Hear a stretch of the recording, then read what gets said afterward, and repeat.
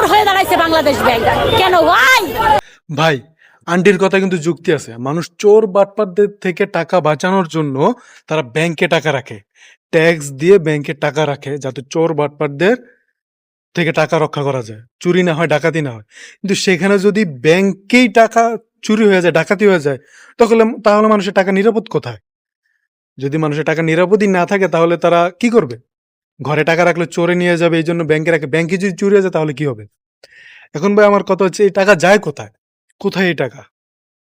ভাই, বাংলাদেশের মানুষ সাধারণত কৃষক বা গরিব, যারা মধ্যবিত্ত গরিব, তারা সামান্য 1,00,000 টাকা, 50,000 টাকা যদি ঋণ নেয়, ব্যাংকের লোক তাদের মাথা পাগল করে দেয়।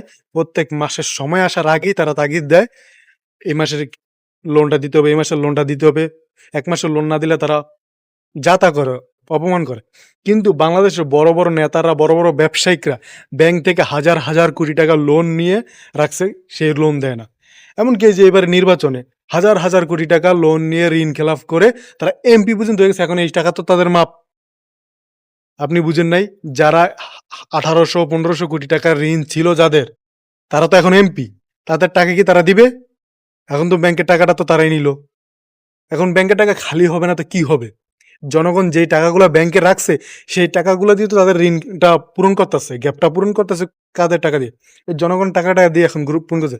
এই জন্য জনগণ এখন তাদের টাকা জমা রাখছে, সেই টাকাটা আনতে গিয়ে এখন টাকাটা পাইতে আসে না।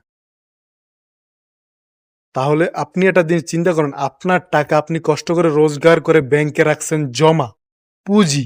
সেই টাকাটা আমাদের দেশের বড় বড় নেতারা, ব্যবসায়িকরা, বড় বড় নেতা ব্যবসায়িক যারা আছে, তারা ঋণ নিয়ে সেই টাকাটা পরিশোধ করে না তারা, আর সেই টাকাটা আমাদের থেকে নিচ্ছে।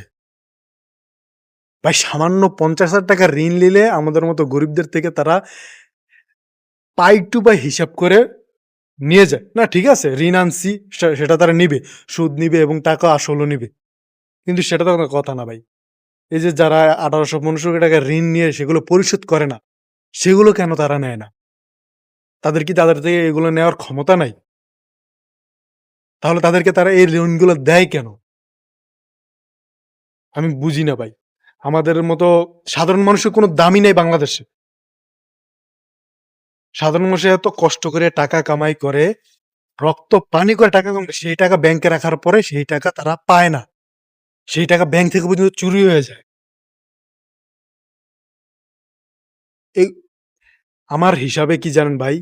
আপনারা যারা ব্যাংকে টাকা রাখছেন, বর্তমানে যে কোনো ব্যাংক টাকা রাখছেন, সব টাকা উঠে এনে বাড়িতে উঠান, ঘরে রাখান। চুরি হয়ে গেলে হয়ে যাক ঘর থেকে, তারপরও বাড়িতে উঠান। ব্যাংক থেকে সব টাকা নিয়ে আসেন।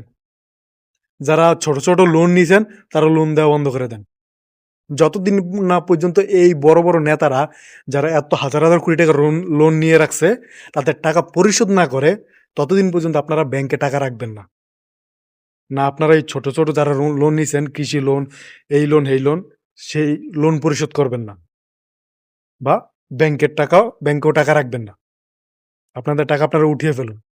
না হলে এই যে চোর বাটপাররা যারা এখন নেতা হয়ে গেছে বড় বড়, তাদের ঋণ কখনো শোধ করবেন না, কখনো না। তাদের ঋণ শোধ করার একটাই উপায়, আপনাদের টাকা আপনারা সবাই উঠিয়ে ফেলুন।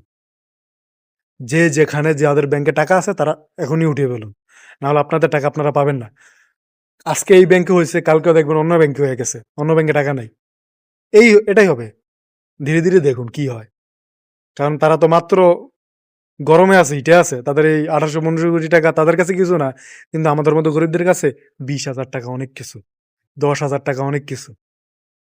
তাই এখনো সময় আছে, সাবধান হয়ে যান। আর ব্যাংকে টাকা টাকা রাখবেন পরে, আগে এখনই আপনাদের টাকা উঠিয়ে রাখুন। যে এই এরা যতদিন না পর্যন্ত টাকা পরিশোধ করবে দেশের, ততদিন পর্যন্ত আপনি ব্যাংকে টাকা রাখবেন না।